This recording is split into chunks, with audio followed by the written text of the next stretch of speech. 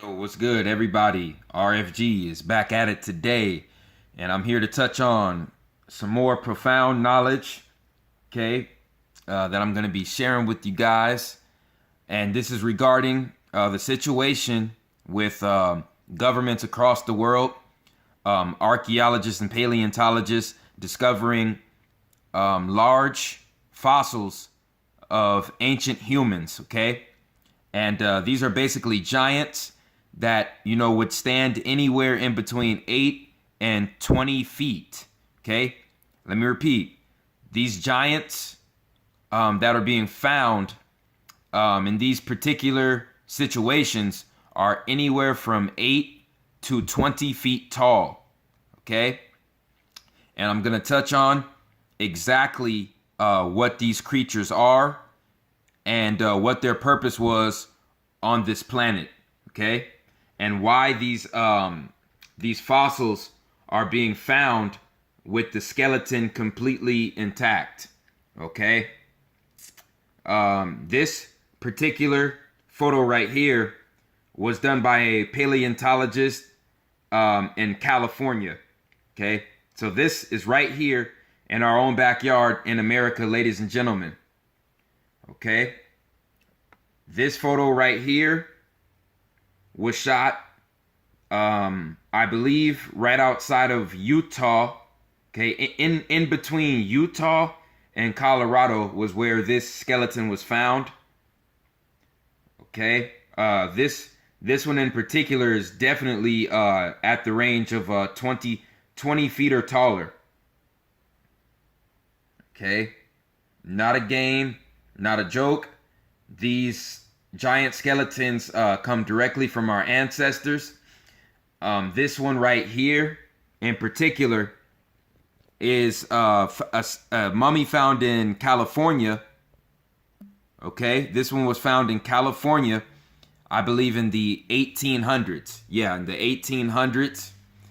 And they noticed that, it was the body of this skeleton was mummified just like the mummies in Egypt. Okay, so the ancient archaeologists and paleontologists started putting two and two together, and with all their evidence, they learned and came to the conclusion that this land that we live in right now was just another Egypt. It was another Egyptian society. Okay, and from the evidence that I've been studying in the past couple of months, I believe that the societies that existed in North and South America are just as old, if not older, than the one in Kemet. Okay? So the government wants to keep us focused. Everything with Egypt, and we don't pay attention to anything else as far as world history. Okay? It's another one of their mind fucks. Another one of their mind fucks, ladies and gentlemen. Okay, so like I said, this particular mummy was found in California in the 1800s. Okay, Dr. Greg Little, AP Magazine. You can look this up for yourself. Okay, this is also a Smithsonian cover-up. A Smithsonian cover-up. Just how the Smithsonian Magazine tried to cover up the pyramid. The pyramid and the mummies in the Grand Canyon in Arizona. Okay, Smithsonian is a crooked organization, and they are actively covering up our ancient ancestors' history. Okay, there were giant melanated beings all over this earth on every single continent, and they were pyramid builders. They were pyramid builders, ladies and gentlemen. Okay, they stood in between 8 and 25 feet tall. This one in particular, okay, let's say that these two gentlemen are in between 5'10" and 6 feet tall. Okay, this right here has to be at least 18 feet tall. At least. Or no, I'd say about 12. Yeah. 12 feet tall. Okay, at the bare minimum, this giant mummy, this giant skeleton right here, is a 12-foot giant. Okay? Many people like to call these individuals the Nephilim, but a lot of them don't understand that the etymology of Nephilim, those three first letters, Nephilim, N-E-P, connects Nephilim to the planet Neptune. And what was Neptune known for? What was Neptune known for, ladies and gentlemen? Neptune was known for harnessing the water, for producing the water, the H2O, the water. The Nephilim, N-E-P, connected to Neptune, which means that these giant beings were amphibious. The Nephilim, ladies and gentlemen, the giants were amphibious. Okay? And there was a great war that broke out on this planet where most of the Nephilim giants died. Okay? If you don't believe me, here's some more proof. Okay, this photo was taken in southern Canada. Okay, I believe it was southern Canada. These archaeologists found these skeletons under a giant wall of glassing. Okay, they were preserved in a giant wall of glass. Now, as we all know, glass cannot be formed on a desert surface unless the temperatures of that surface reach in between 1,800 and 3,000 degrees Fahrenheit. That is a fact. Okay, that is not a belief. That is a fact. Okay, Nephilim skeletons uncovered in Canada. Okay, August 1st, 2011. Okay, this is the information they do not want you to know, ladies and gentlemen. Okay, that is a huge wall of glass, okay, that are encasing these giant Nephilim skeletons inside of them. And all of these giants died at one time. And this is archaeological, paleontologic, and forensic proof. This is forensic evidence that they do not want you to know. Okay, they all perished at the same damn time. And I'm going to be going into specific detail on what took place. Okay, these giants, these Nephilim giants, okay, I'm going to show you this right here. And you can look up this article if you want to. Okay, let's see.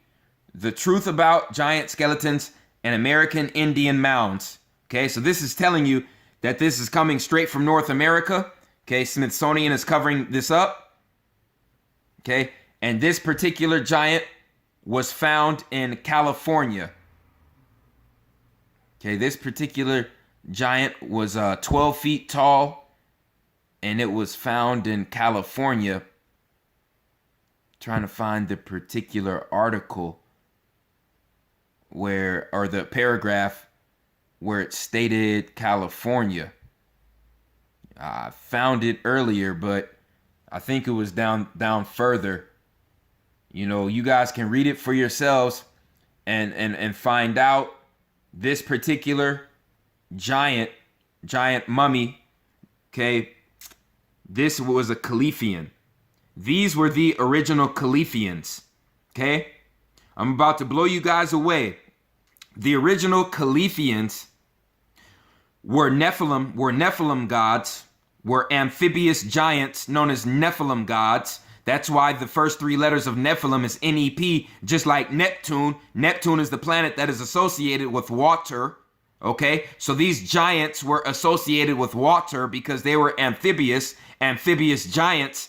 And one of the first areas of the planet where these amphibious giants landed was California. California, okay? That is why California to the elites is sacred land, and they named the biggest city in California Los Angeles. Los Angeles, the lost angels, the fallen angels, Los Angeles. Okay, Los Angeles, which is really lost angels, the fallen angels that manifested a physical body in this dimension. And they came here to what? They came here to harvest gold. The Nephilim came here to harvest gold. What do they call California? The Golden State.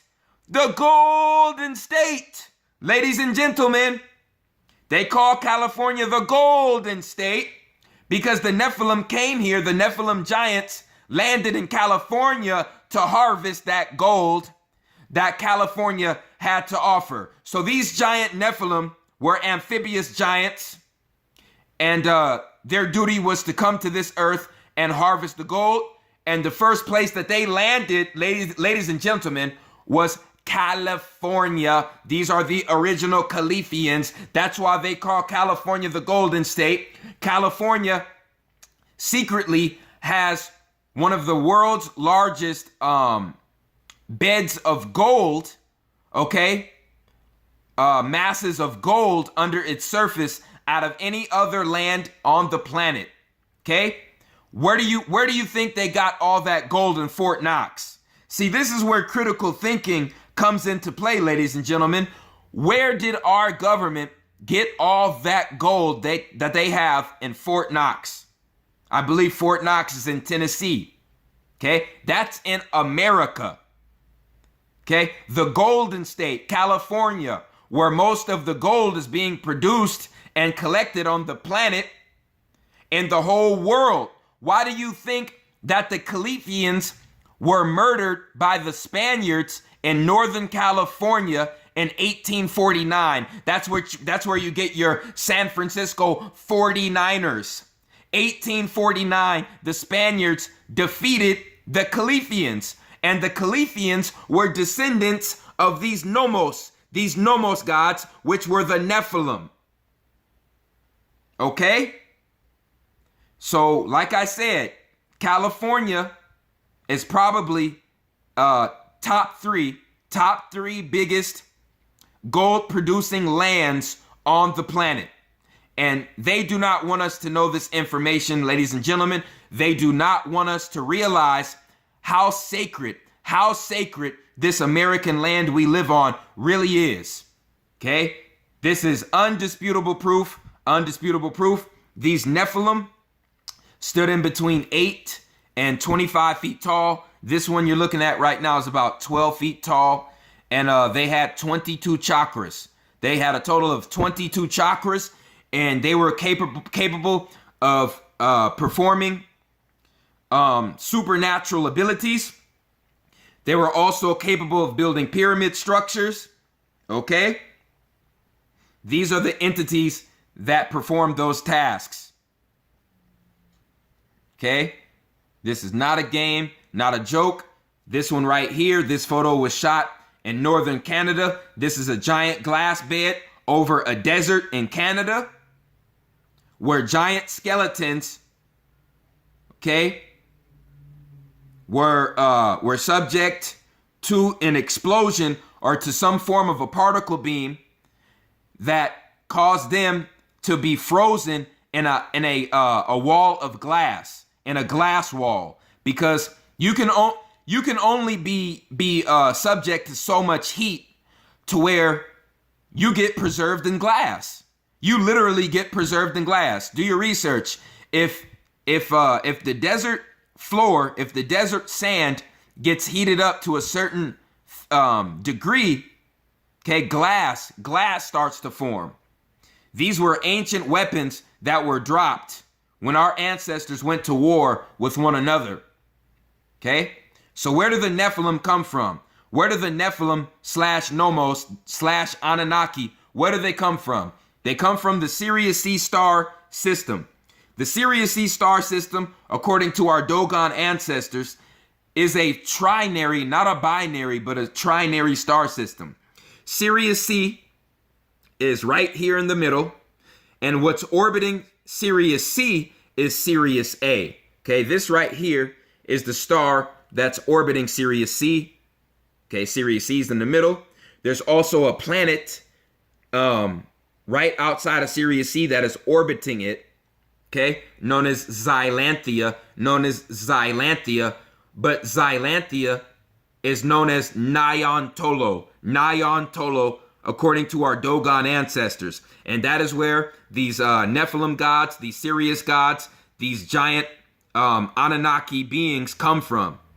Okay, Sirius A orbits Xylanthia and Sirius C. Sirius B orbits both Sirius A and Sirius C. Sirius B orbits both of these stars. Okay, Sirius B also has a planet orbiting around it, but the government decided not to list that. If you go to the Dogon directly, I'll bet you they'll be able to tell you what planet is orbiting Sirius B. Okay? But as far as these gods, these amphibious gods, they come from Sirius C, the planet orbiting Sirius C, which is Xylanthia. Go do your research, ladies and gentlemen. This is profound information that was kept from us for a very, very long time, for thousands of years. Okay? Through bullshit religion, propaganda, and just media programming. Okay? Very, very profound knowledge. So basically, these individuals, these Nommos,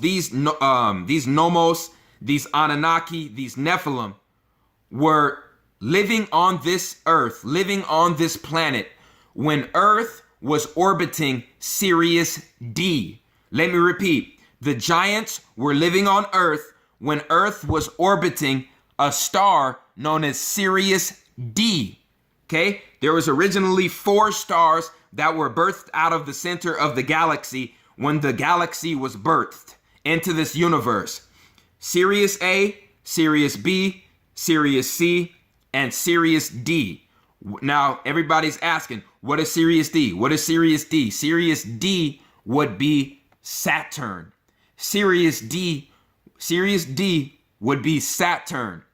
So when Saturn was the Earth's star, that is when the pyramids were built on the Earth, ladies and gentlemen. That is when our ancestors went to war with one another on whether they should create humans in their image or not. That is when they went to war, when Saturn was the Earth's star. When Saturn was the Earth's star, ladies and gentlemen. Okay? That is how it went down. When the war broke out, there was a weapon that was dropped on the surface of Saturn that was so powerful, it caused Saturn to fall and get bounded, okay, in its own ice ring, and it was bound in a gas planet, okay? The star fell from grace, okay? It lost its power, it became a gas planet, and it was bound in a goddamn ice ring, okay? Also, this is more proof that ancient nuclear weapons, ancient atomic weapons were dropped on the surface of the Earth. Okay? There's these giant beds of silica glass that are being found in the Liberian deserts, okay, the Saharan desert, and this can only be the result of ancient atomic weapons being dropped. Okay? This is what these pieces of silica glass look like. This is what they look like up close. Okay? And according to these archaeologists, this is the area where they found the glass beds. Okay? So right here. Oh, this is coming up. But yeah, if you go to above top secret, I got this information from abovetopsecret.com. They show you the entire area. This is the entire area right here where they found glassing in the Liberian desert. Okay? And it was over miles. It was glassing over miles. And they had to snap a shot of the aerial view of the area where they found these large forms of glassing. Okay? And this is what the particular glass looks like that was extracted by the archaeologists. Okay, this is what the archaeologists had to say about the topic. Okay, seven years after the nuclear test in Alamogordo, New Mexico, Dr. J. Robert Oppenheimer, the father of the atomic bomb, quote unquote, was lecturing at a college when a student asked if it was the first atomic test conducted. Okay. Yes, in modern terms, he replied. So Oppenheimer told the student, yes, in modern terms, which means that Oppenheimer knew that there was evidence that there were ancient nuclear weapons that dropped. Okay. The sentence, enigmatic and incomprehensible at the time, was actually an allusion to ancient Hindu texts that describe an apocalyptic catastrophe that doesn't correlate with volcanic eruptions or other known phenomena. Oppenheimer, who avidly studied ancient Sanskrit, would undoubtedly referring to the passage in the Bhagavad Gita. It's called the Bhagavad Gita, that describes a global disaster caused by an unknown weapon, a ray of iron, Oppenheimer said. Okay? While it may be alarming to scientific community to speak of the existence of atomic weapons before the present cycle of civilization, evidence of this phenomenon seems to whisper its verses in every corner of the planet. Okay? Desert glass. The evidence comes not only from the Hindu verses, but from from ample extensions of fused glass fragments scattered throughout many deserts of the world. Silicon crystals, curiously cast, resemble remarkably the same fragments found after the nuclear explosions in Alamogordo's White Sands atomic testing site. Okay, so that's basically another Area 51 in New Mexico that was doing the atomic testing. And when they were doing the atomic testing on the sand, the sand turned into the same glass that these archaeologists found in the deserts of Libya and Canada. Okay, so that shows proof that, you know, thousands, hundreds of thousands of years ago, you know, our ancestors had those same weapons. 1932, December of 1932, Patrick Clayton, a surveyor of Egyptian Geological Survey, drove between the dunes of the Great Sand Sea, close to the Saad Plateau in Egypt, when he heard crunching under the wheels. Okay, when he examined what was causing the sound, he found great chunks of glass in the sand.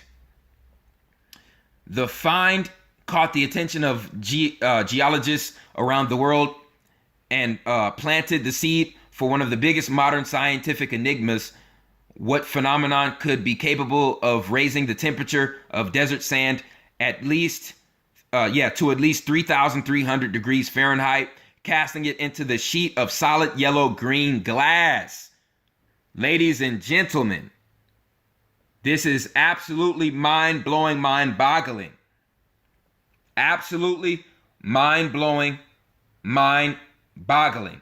Many scientists have sought to explain the dispersion of large glass rocks in the deserts of Libya and Sahara and the Mojave Desert in the United States and many other places in the world as products of gigantic meteorite impacts. However, due to the absence of accompanying craters in the desert, the theory doesn't hold up. Ladies and gentlemen, if these forms of glassing came from meteor impacts, if the desert surface was heated by meteor impacts, that means that there's supposed to be craters. But in all of these sites, ladies and gentlemen, there are no craters. There are no craters around these beds of glass. So that means the surface of these land masses were heated up tremendously by a weapon, but there is no crater, which means that It was not a meteorite, ladies and gentlemen. And it was not like any other atomic or nuclear bomb that this government has. Okay? It is far more advanced, and these weapons were dropped tens of thousands of years ago. That is what this article proves, without a doubt. Okay? That is what this article completely proves. Okay? And if you want to look at this article, okay, all you have to do is put in desert glass formed by ancient atomic bombs, ? But when you look up these the individuals that produced this article, and Mr. Oppenheimer, okay, who was the archaeologist who created the article on this topic, this is a legit individual who actually excavated these glass beds in the desert of Libya, okay, as well as Canada and as well as New Mexico. Okay, so this is no bullshit whatsoever. Okay, another thing that basically goes with, you know, the information regarding our ancestors who were giants that were thriving on this planet. Our location in the galaxy is more on the outside. The sun that we see every day is more on the outside region of the galaxy. So the Sirius and the Orion star constellations are towards the center of the galaxy. So Sirius A, Sirius B, Sirius C, they're towards the center of the galaxy. When you go towards the center of the galaxy, magnetism increases. Magnetism increases, ladies and gentlemen. So when magnetism increases in a star constellation, that means that the life forms on those planets have to be larger and more stronger to survive. Okay? So this shows when this was going on the Earth, as far as the giants living on the Earth was orbiting Saturn, which was Sirius D at that time, and still part of the Sirius star constellation near the center of the galaxy. Okay, and that's when creatures on Earth had to be much larger to survive and much stronger.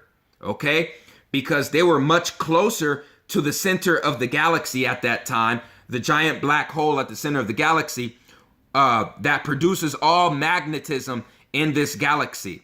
Okay, it basically gave our ancestors super abilities.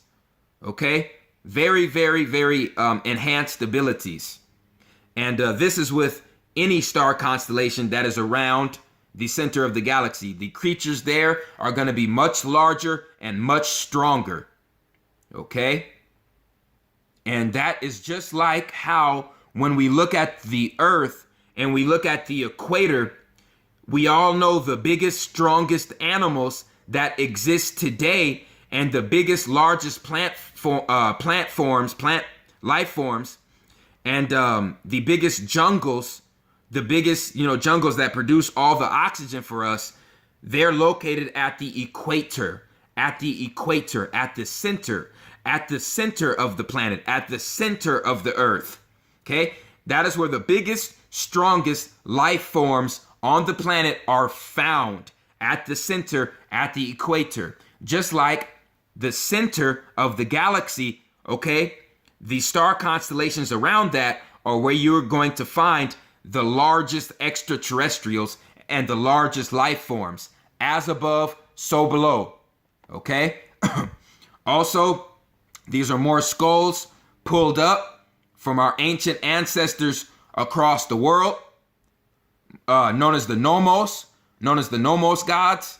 The Nephilim, these come from giants. They also had giant craniums, 22 chakras, capable telekinesis, telepathy, super strength, super speed, levitation. Okay, the ability to manipulate electrical waves. Okay, this creature in Hellboy known as Abe, and notice they called him Abe because Abe in the Bible was the father of man, Abraham, and they called this Nephilim god in the movie Hellboy Abe because these creatures that were shown in the movie, known as the Nephilim were the giants that were responsible for splicing the DNA to create the modern humans. Okay? So like I said, they call them the Nephilim, N-E-P, because they're connected to Neptune, the planet associated with the water, which means the Nephilim, the giants, the Anunnaki, were amphibious and associated with water. Okay? They used dolphins, okay, as part of the process to create modern humans. It went from fish DNA to dolphin DNA, okay, as far as the genetic splicing to create modern melanated humans. Okay, let me explain. When we look at dolphins, dolphins have one of the only things that humans possess on this planet, and that is a pineal gland. Okay, the dolphins are able to conduct a sonar test, or basically a sonar scan of other life forms that are around them in the water. The dolphins can cause their pineal gland to buzz, which produces a sonar ray under the water so they can sense other life forms around them in the water without even using their eyes, without even looking at them. So the dolphin can know you're in its vicinity, you're in its area without even looking at you. That is the power of the pineal gland, ladies and gentlemen. So when you look at the dolphin brain, and the human brain, okay, when you talk about the size of the dolphin and human, it's damn near the same. And the brain of the dolphin and the human is damn near the same. When you look at the elephant, of course the elephant's brain is going to be bigger than the human's, because the elephant is about 20 or 30 times bigger than the human. You see what I'm saying? So when you talk about the size comparison between the human and the dolphin's brain is not that much smaller. And if you do your research deep enough, you will find that the dolphin actually has a pineal gland in its brain. Okay? Dolphin brain, human brain. It functions the same. Okay? It has the same components. It has the same exact glands. The dolphin brain is just a tad bit smaller because humans have a bit more Anunnaki DNA. Okay? This is also how they do it. Right here. Sonar capabilities, ladies and gentlemen.